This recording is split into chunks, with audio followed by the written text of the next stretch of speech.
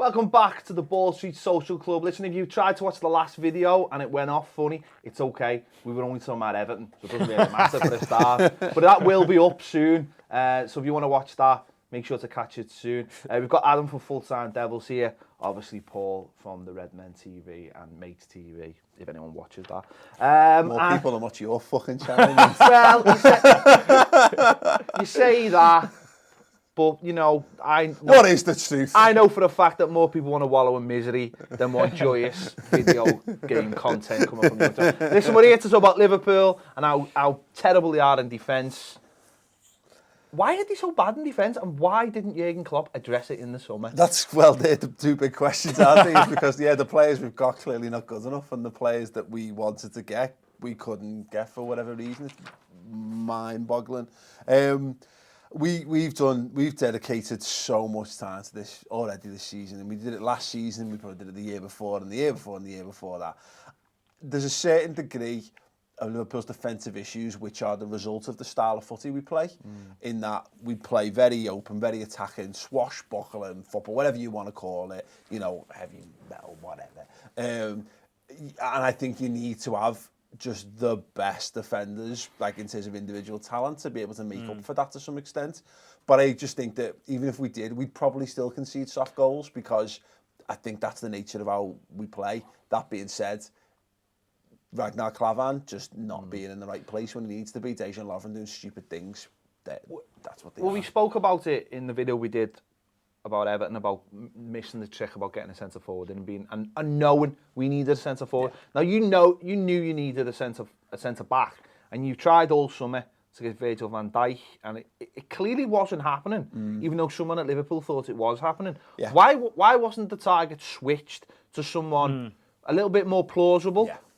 But equally, someone probably you could have got. I mean, I'm not throwing any names out there, but I'm sure there would have been players out there that you could have got that would have been equally as good at them and cheaper. This is the argument on this, because Jurgen Klopp said, he come out and said, like, name 5 defenders that are better than what we've got effectively, and you can't. It's dead easy. And there's 50. Basically, pick 5 from any of the teams that are finishing the top 5 or 6 or whatever the Premier League. But again, and then who are available. He's not making an exact point in that. The point I think he's making, and the point I understand, is that you can go out and you can spend. Let's ignore this summer's pricing on players. We went out and bought Dejan Lovren for like 25 million quid. He was very good at Southampton by all accounts. And but this is the point. You can go out and you can spend good money on a centre half, and they're not good enough. They're just, for whatever reason, they don't have what it takes. So in that regard, I get it. The only thing I can guess on the Van Dijk stuff is that they want him so much, and they know that they will get him eventually, whether it's in January or whether it's next season, that they're not prepared, and they know it's going to take this amount of the budget, that they thought, if we can get him in January, maybe we can last till then, but if we spend 30 or 40 million pounds on another guy, then we can't get the guy we want. And it's a gamble, and it looks like it's backfired. There's nothing else. Does that come under Klopp's almost philosophy? I think, only from looking from the outside in, he almost has this philosophy where he wants that loyalty thing, that he wants to build up loyalty with players, that, how many times, I'm not saying, I don't want to use the word tapping up, but you seem to tap up a lot of players. but that's a relationship thing. You see the thing with Oxlade-Chamberlain, and it almost felt like he had his heart set on Liverpool. God knows why. I don't mean that from a team point of view. I just mean that he was like, well, I want to play centre midfield. He's not going to play centre midfield for Liverpool. He might in some games, but if it feels like that he had his heart set because he'd spoken to Jurgen Klopp. He'd been sold on it. Like, exactly. Yeah. And it feels like that with why you go after players for so long. You bring a catering. Seems to feel like the same like that. Well, clearly and that's where the problem with Van Dijk lay, is that he decided we'd convinced him by all accounts to join Liverpool. That got out, and that fucked Southampton, because Chelsea aren't going to come in and bid now, because what's the point?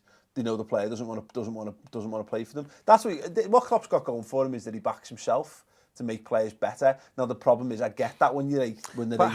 But has he made any of your defence better? Has he? I don't think he has. That's the big issue. And that's a bit like, people talk about him amongst the best managers, and I think he's a great coach.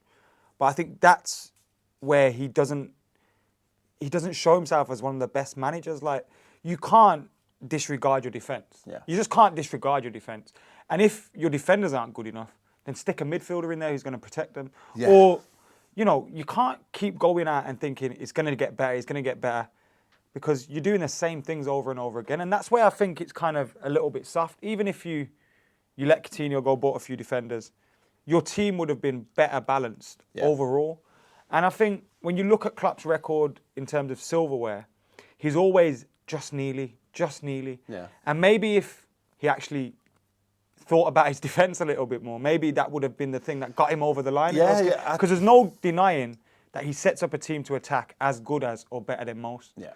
So you can do both. There is a balance you can get. I think it's worth pointing out. I think that it's not like he had a terrible defensive record at Dortmund. You know, like his team's defended well and he managed to assemble the players. But you're right, it looks... We've not spent money on the defence in the time that he's been there. But again, the only way I can choose to see it, because he's not soft and because he does have a track record of having good defences in the past, it's just you've got a choice of which plates you can spin. You can only spin so many plates in a limited period of time. And if you want to compete and get into the Champions League, you need goals to be able to do that. Now, if you want to win the league and win the Champions League, you need both. But at the minute, you've got to... It's an old Brendan Rodgersism, but you're building the plane in the air at Liverpool. You don't get a chance to go that, get it right and then launch. You've got to be fighting for those things at all times. And Mourinho did it the other way around at Man United, but he could afford to. And he also, I guess, had Zlatan to put a plaster over the goal scoring thing for the season. But again, it's one of them. It goes wrong. You go wrong in the Europa League final, like it did for us. Yeah, and it looks like a failure, Klopp, doesn't it? No matter, yes, if you get a better defenders in there, it'll be better.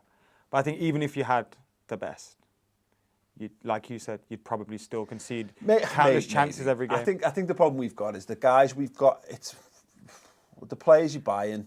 You make sacrifices, I think, unfortunately. It's like when you're buying a house, unless you're going to spend 70 million quid these days on the best in every position, you make sacrifices, and unfortunately the guys we've got are fine. They're fine, they're okay, they're not terrible players in Liverpool's squad, but it's like concentration. It's just weird. Like you've just got players who switch off. It's mad. I find it strange about the goalkeeping situation.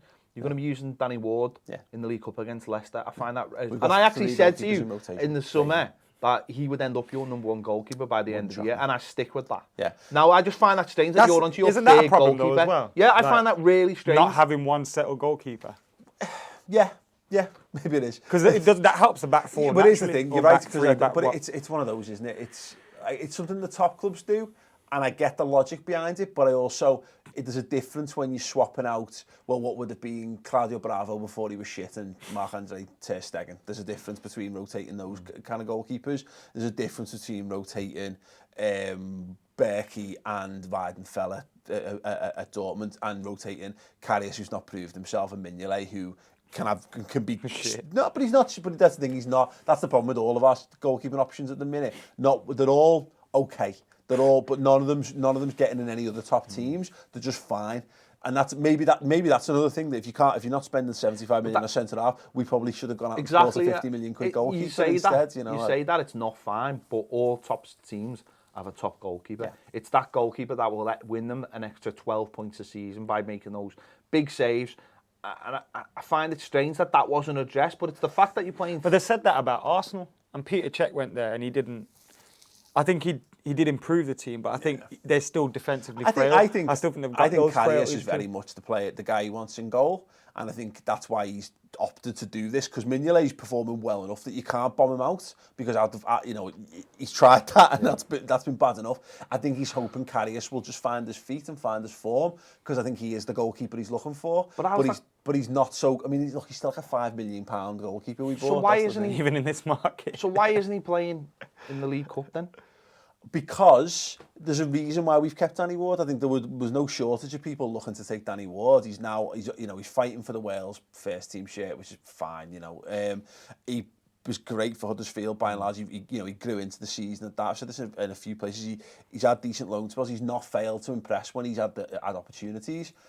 And his excuse was that he said, we've chosen to do this because if you don't have a competitive goalkeeper scene, every year you've got to go and find a 33-year-old who's not asked to be second choice. He's just got about enough left in the tank that if you need to drop him in, he can make a few saves, and that's the decision he's made. 3 seems too much, but maybe I just think it's probably an insurance policy where he's thought one of these is going to prove themselves to be dreadful this season, and hopefully one of the other 2 will step up to be good enough. But I agree, I just find that weird. Crazy, like.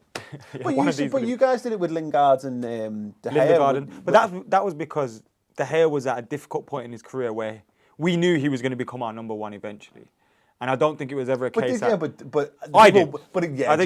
we bought him watching knowing. De Gea's performances.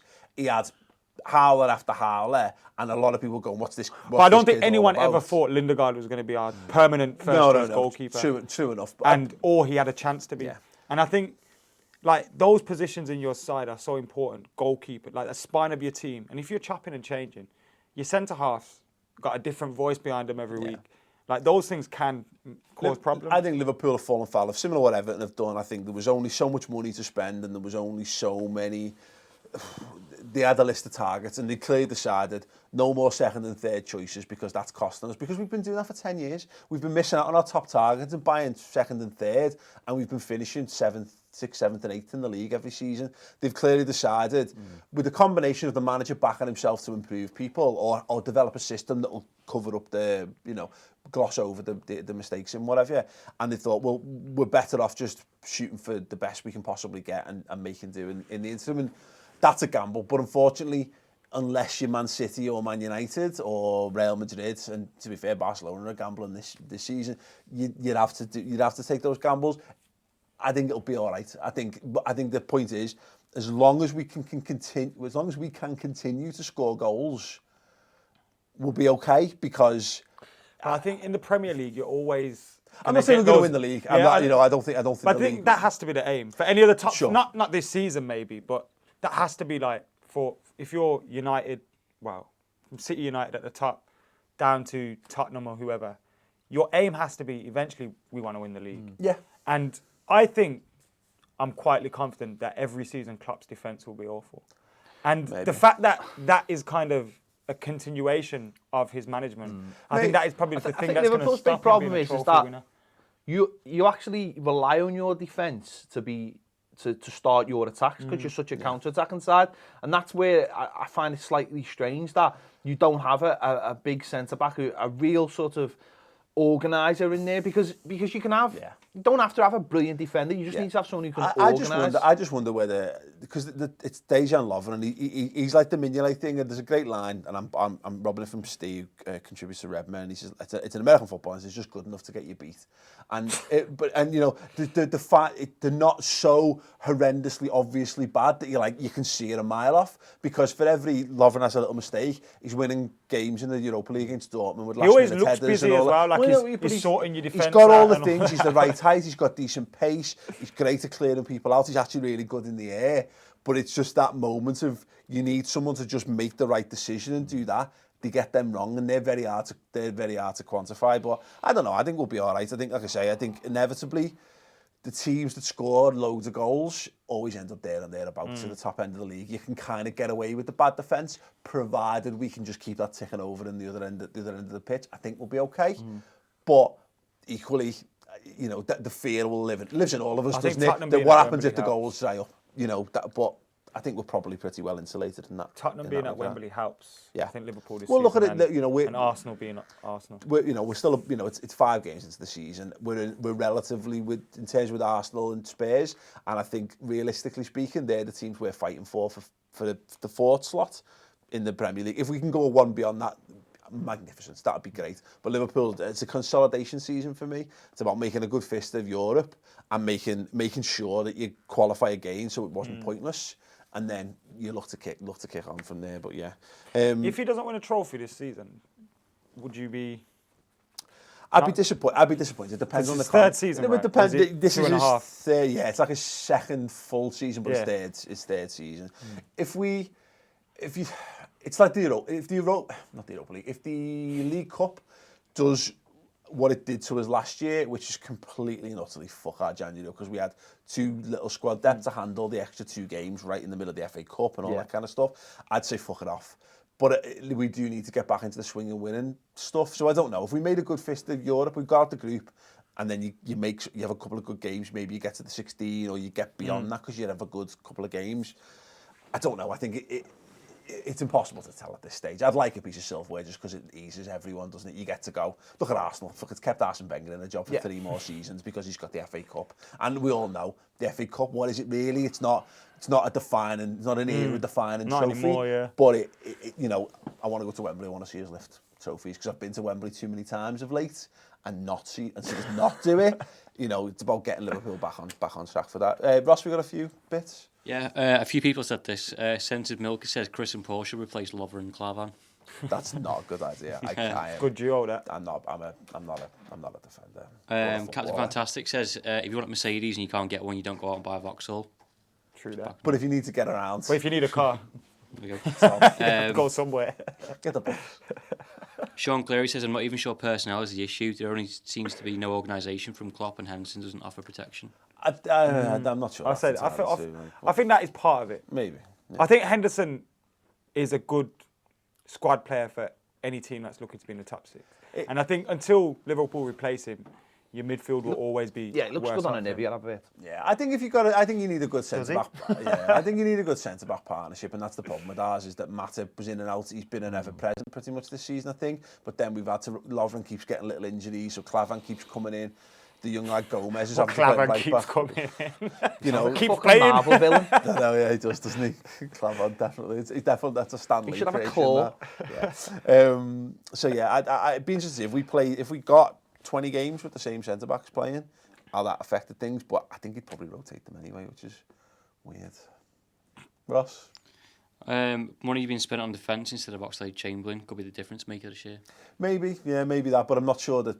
Yeah, I don't know. The money was there. I don't think having the money was a big issue. I think we could have bought Oxlade. What have you thought about Oxlade-Chamberlain so far? I know it's early. Played, does he? I think he looked good. We saw a little bit of what he does at the weekend, turning the ball around with a bit of pace and what have you. I think he'll have a good season. Does he look as much like a turtle in Liverpool kit? Didn't announce. Yeah, like the live action Ninja Turtles. He's definitely got that about him. Like I think that's why he doesn't have a skinhead anymore because he's a good squad player. Actually, I think he's great. I think I don't think that's. You can't use that against the defence because, I mean, you're improving your squad. Yeah, that's what Liverpool, for me anyway, and that's only my interpretation of it, is we've looked at it and gone, we're better off this season just trying to make sure that we could do what we did last season well for more games this season. That's why we focused on getting Salah, Solanke and Oxlade-Chamberlain, just so we could, if Lallana's out, if Coutinho's out, if Mane's out, you're not all of a sudden relying on Daniel Sturridge and Firmino with no pace to sort your team out, and that's probably what we've gone for. Go on, Ross. Just one more. Ryan Kirkpatrick says, I'm hoping the reason we didn't sign a centre-back was because Klopp is confident we can get Van Dijk in January. And that's the gamble, isn't it? If it works, if it pays off, if we're in touching distance come January and he comes in fully fit and firing and sorts us out, then it'll be a masterstroke. With the way Klopp is, though, I feel you sign Van Dijk in January. This time next year, you're having the same conversation about your defence. It might be. Because it kind of feels like we'll be buying from Southampton to fix the next problem. You're just going to become. The weird thing is, though, it's worth noting that you need to have a leader at the back. And Matip's really good, like dead good. For a free transfer as well, he's unbelievable. I think we need a partner for him. I think we need a Jamie Carragher. We need someone who just loves booting people, who reads the game really well, loves cutting stuff out and just loves shouting at people and making stuff happen. If that's Van Dijk, then we're sound. He's a baller though, Van Dijk as well. Yeah, that's it. But we could have an amazing defence, but equally, you're right. We could be having the same. It could just be tactical all along. But it'll be fun, nevertheless. Ped, do you want to take us home? Yeah, I just hope you just continue to be shit. Continue to be shit at the back. Continue to be like we've been shit. Go on. Well, yeah, okay. Well, any thoughts on that? Get your comments in. If you've missed the video already, somewhere Everton, honestly, it was truly amazing. It'll change your life. It really will. Then catch that later. I think there was a few problems on the stream. Coming up, we have got, is it time to ban the overhead kick? Jesus Christ. That'll be coming up very soon. Thanks for watching. Ball C Social Club will be back very, very soon.